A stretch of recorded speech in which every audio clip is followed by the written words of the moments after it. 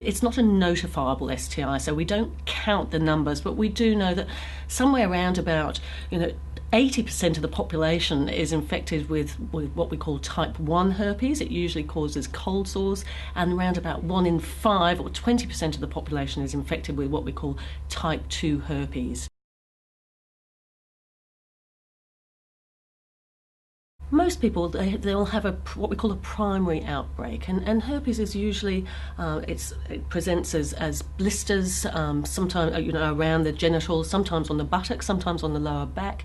It's usually accompanied by a sort of a painful feeling or a tingling sensation.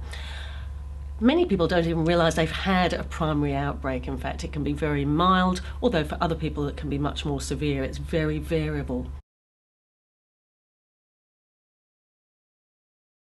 The most important thing is, if you've got any concerns, if you do have painful blisters, you do need to get along to see your doctor or family planning clinic, sexual health clinic, because it's important to get a diagnosis. Some people, will sometimes feel very worried. Could this be herpes? Could this be herpes? Not quite sure. Do get along to your doctor to work out what it can be, because we can take a swab from that lesion or that blister just to check what is going on. The herpes virus does stay latent within the body. It stays in the nerve roots. Some people will have a single outbreak and they'll never go on to have another outbreak again. Other people may have just sporadic outbreaks, maybe once a year, something like that. Some people can have more frequent outbreaks. It's hard to predict, in fact.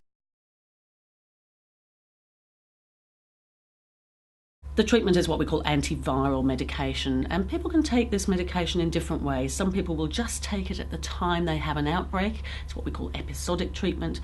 But other people who have more frequent outbreaks may need to take that treatment for more prolonged periods of time. The key thing is to know that you can do something about it. There are ways to manage those symptoms, and it's very important to know you're not alone, and you do need to go and talk to a health professional, go and talk to a doctor, a nurse, a family planning clinic about herpes, so you've got all the factual information, because it's a very common STI, and we want to make sure that people don't feel unduly anxious.